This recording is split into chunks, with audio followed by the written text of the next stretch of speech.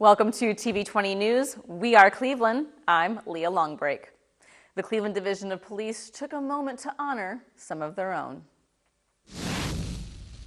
At a ceremony in City Council chambers, Police Chief Calvin Williams, along with Mayor Frank Jackson, and Safety Director Michael McGrath handed out awards to those officers and citizens for their acts of heroism and dedication to duty. These are important ceremonies because when you hear the scenarios, you hear a policeman or a civilian in a light that you may not think of them.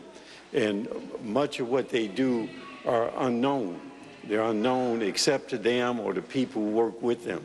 So it's important that we recognize those things that they do and that they do in order to keep this community, this city safe, and you safe as citizens. Police Chief Calvin Williams offered his congratulations to the award recipients. We know how hard you guys work and we appreciate it. And now a lot of your friends and family are going to get to hear firsthand the things that you do to keep this city safe. And sometimes they'll probably kind of wince like, oh my God, that happened. But it's a testament to your abilities, to your training, your dedication to this profession, that you came out on top, and we're here today to talk about those things. Safety Director Michael McGrath congratulated those not on the police force who went above and beyond for their community. Those community partners, you got involved. You got involved not because it was your responsibility, because it was your community. And I'd like to thank you for your partnership. Among the many honorees was Detective Lawrence Smith of the 2nd District Vice Unit, winning the 2018 Police Officer of the Year Award, and Shane McNay, winner of the Police Star. Officer McNay was seriously wounded in the line of duty and was still able to warn fellow officers of shots fired before taking shelter. In the City Council chambers, the Cleveland Division of EMS recognized and honored those who were instrumental in saving lives of Clevelanders during emergencies. As we culminate EMS Week, I say thank you to all the employees of the Division of EMS who provide exemplary pre-hospital medical care and support to the frontline ambulances, contributing to the well-being of the citizens and visitors of the City of Cleveland. To those receiving rewards today, I would like to say well done. Congratulations to you. At the ceremony, Mayor Frank Jackson thanked those being honored for their service and commitment to the community. Public service is an honorable profession, but it's not made for everybody. Everyone can't do the job. But those who are able to do the job and do it well have the greatest opportunity to impact the lives of individuals, families, and community. And your recognition today is an indicator of that impact that you have. Ward 5 Councilwoman Phyllis Cleveland also expressed her gratitude for a job well done for the heroic work the honorees did to save lives. We know that you do and see every day things that most of us could not do. And we're very grateful that you stepped up and answered the call to serve our citizens. And so to those of you who serve, who are being recognized today, whether it's for your longevity of service or some outstanding act of saving a life, on behalf of Cleveland City Council, we all say congratulations. Thank you for your excellent, outstanding work. Everyone at TV20 would like to congratulate all the honorees and thank them for a job well done. The Greater Cleveland Drug Court held its 61st graduation ceremony, helping those ready to start a new and sober life. Participants spent an average of 10 to 20 months in the program after being charged with a drug offense. Upon graduation, they have all the tools necessary to create a new chapter in their lives. The keynote address was delivered by Latoria Easton, coordinator for the Greater Cleveland Drug Court since November of 2017. Easton spoke of her life experiences that helped shape the person she is today. So it wasn't until I had to I was forced to deal with my pain and the trauma that I experienced as a child that I was able to commit to being a productive adult. And if I'm being completely honest, it was becoming a mother that made me realize I had to change my entire program because I had these little people now depending on me. In her speech, Easton had a special message not only for the graduates, but for everyone in the room. That you do not have to look like what you've been through. Absolutely not. You do not have to look like what you've been through. Your past or your pedigree does not determine your outcome or where you would go or your direction. And don't misconstrue my message. In no way am I saying disown those experiences, because in fact, I keep mine with me every day. Cleveland Municipal Court Judge Lauren C. Moore, who oversees drug court, reminded the graduates that there is always help for them if it is needed. Please reach out. There's a lot of sober activities out there. We want you to be a blessing to everybody else. People look to you and your stories in order to keep themselves sober. So you are you give hope to a lot of people who are going through what you've been through. So we want you to, if you're having problems, you're struggling, please reach out, because we don't want to see anybody falter. For more information on the drug court program, visit clevelandmunicipalcourt.org. Cleveland residents that went through the 7-week Citizen Police Academy recently graduated at a ceremony held in the City Council chambers. Mayor Frank Jackson spoke to the class about why he thinks the program is important for our community. And what I've learned from the people who participated and graduated is that they get an entirely different perspective as to what a police officer goes through on a daily basis. And maybe then when you read something in the paper, you hear it on the radio, or you see it on TV, you have a better context in terms of the kind of work they do and the challenges they face.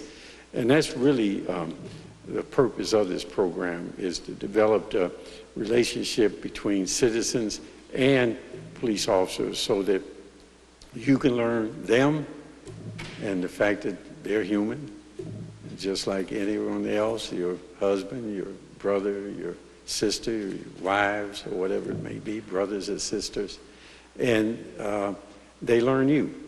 Police Chief Calvin Williams and Safety Director Michael McGrath also shared their appreciation for the participants. Thank you for your willingness to be involved in this process with us, for your willingness to give up your time with your family and your friends to go through this, to just get a small glimpse of what our officers have to deal with day in and day out, the training that they have, things they do to try to keep us all safe. It's a partnership. It's a community partnership between the community and the police, and you have to, in order to develop a partnership, you have to engage it. People from both sides have to engage and get to know each other, and that's pretty much what the Citizens Police Academy does.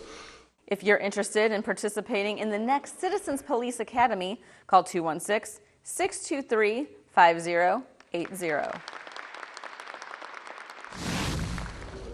The members of the Cleveland City Council Safety Committee had a chance to get first-hand training from the Cleveland Division of Fire at the Fire Training Academy on what they do to keep us safe.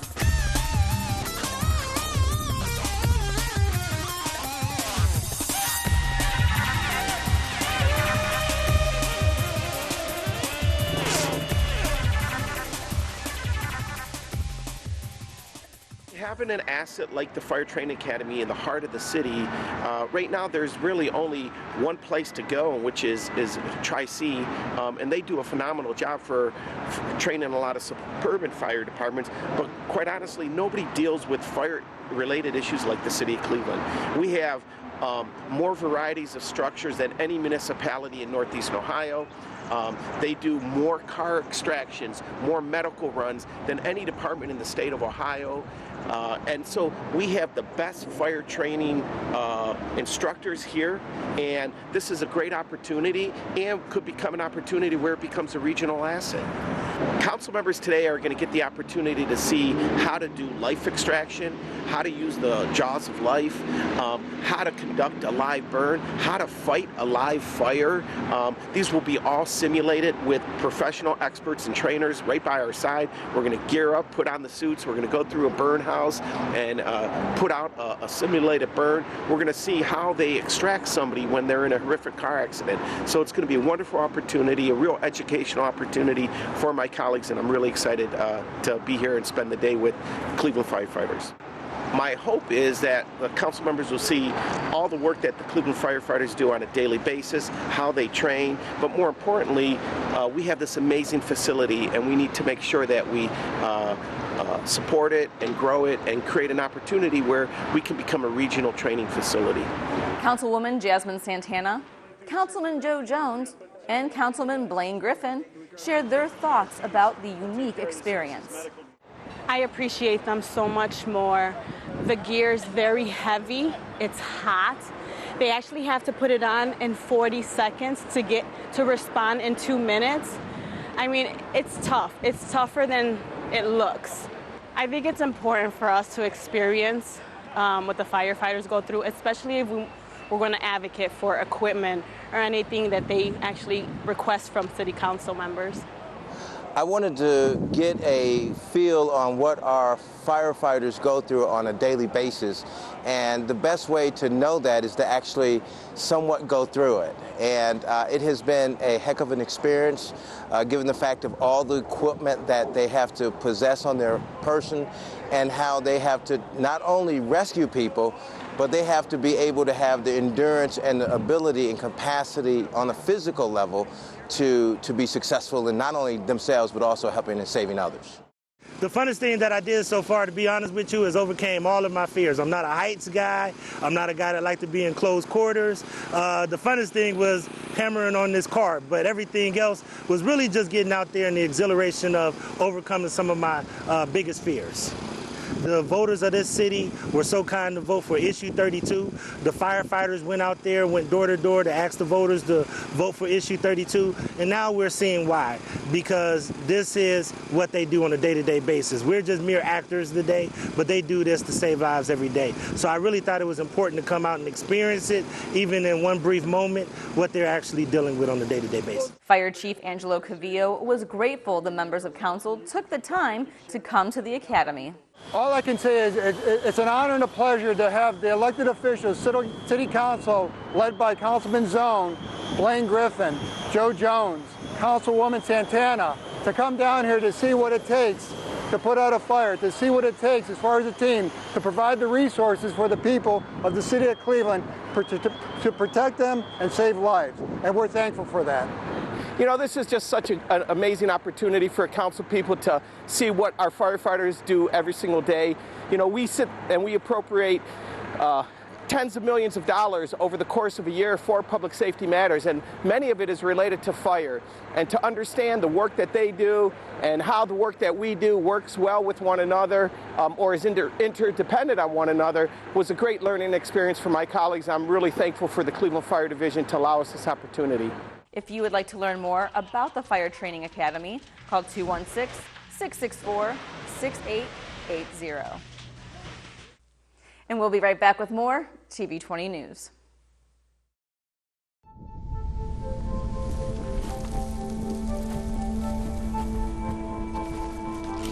Eva Marie smoked 12,000 packs of cigarettes over 15 years. She quit. And now there's a new lung cancer screening that could save her life. You stopped smoking. Now start screening. No matter how much you smoked, early detection could save you. Talk to your doctor or learn more at savedbythescan.org. Welcome back to TV20 News. We are Cleveland. I'm Leah Longbreak. As part of the City of Cleveland's Safe Route to School initiative, a vacant and dilapidated building has finally come down. To say the Victorine building is an eyesore is an understatement. Vacant since the 1980s, the Woodland Avenue building has become a symbol of blight in the neighborhood. Mayor Frank Jackson said that through the Safe Routes to School initiative, thousands of buildings like the Victorine have been demolished. We've invested in safe routes to school over the last 2 years, $27 million in safe routes. We've torn down probably close to 2,000 units if you count this year and last year. Overall, since I've been mayor in the last 14 years, we've invested about 80 million or close to that, and we've torn down 10,000 abandoned structures. Most of those are residential. Ward 6 Councilman Blaine Griffin said that tearing down this building offers the opportunity for future growth.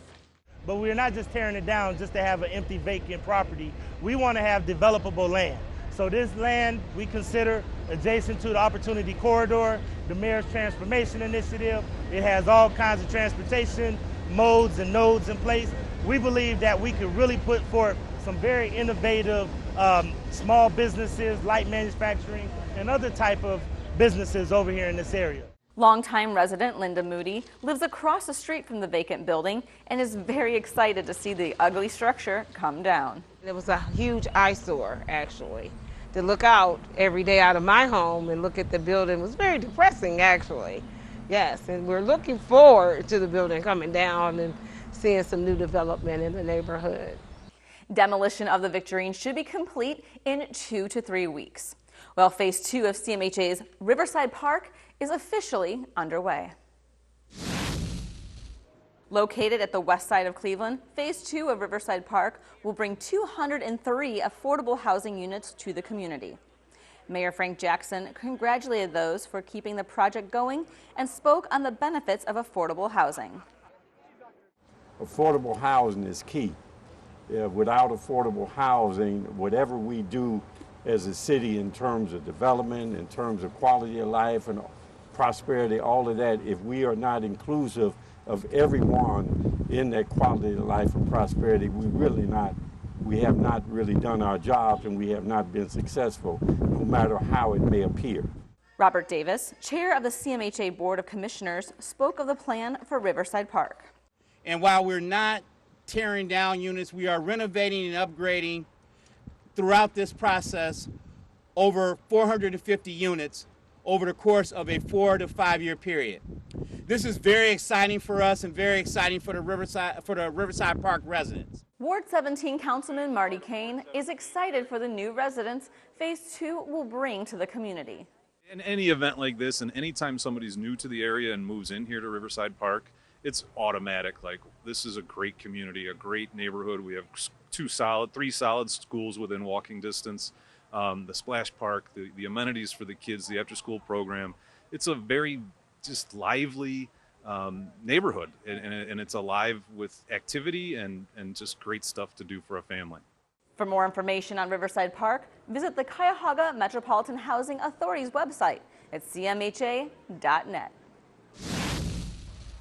The Cleveland Division of Water Pollution Control welcomed local students for an open house to celebrate the 2019 National Public Works and Safety Week. Ward 8 Councilman Mike Polensek was joined by city officials to welcome the students and join in a t-shirt toss. The students participated in a rain barrel contest, then had a chance to learn about the various jobs and tools used by Water Pollution Control, Cleveland Divisions of Police, Fire, EMS, and the Division of Public Works. Public Works has so much of effect on us, so much effect on our lives, and we want to be able to have a chance to interact with the public and also educate these individuals about opportunities and careers. So you want to get a chance to get our students a chance to interact with our employees, get our students a chance to interact with our equipment, learn more about careers, because we're going to need somebody to replace us. And we've been enjoying our day, and I'm glad that young people are coming out and enjoying themselves. And we'll also get a chance to educate them on what we do in the Division of Streets. Well, this year marks 50 years since the Cuyahoga River caught on fire. To mark the milestone, Sustainable Cleveland 2019 and other area agencies will be hosting 25 different events over the celebration week from June 19th through the 23rd, including the family-friendly all-day event on June 22nd at Rivergate Park. Also on June 22nd, you can ride the RTA and Lolly the Trolley free all day long. For a listing of events and additional information, visit cuyahoga50.org. There are road closures in the area that may be impacting your commute or will be about to. I-490 is currently closed between East 55th and I-77 from now through May of 2021, while construction crews work on Section 3 of the Opportunity Corridor. Beginning Monday, June 17th, 77 North will be reduced to 2 lanes between Pershing Avenue and I-490 through September for bridge and pavement work. And the West 45th Street ramp for the West Shoreway is closed now and for the next 5 months, while the Northeast Ohio Regional Sewer District continues its construction of the Westerly Storage Tunnel. Drivers on the Shoreway can access Detroit Avenue and other nearby streets by using the West 73rd or West 25th Street exit ramps. For more information, including detours and additional closures, visit the Ohio Department of Transportation website or call 216-581-2100. Thanks to Mayor Frank Jackson's enhanced budget, made possible by the passing of Issue 32, there are a lot of improvements happening to our neighborhood streets. For more information that happens daily, visit the Straight from City Hall blog at clecityhall.com. That's all for your TV20 News. We are Cleveland. I'm Leah Longbreak. Up next, we'll have Christian Patterson with the Inside Sports Report.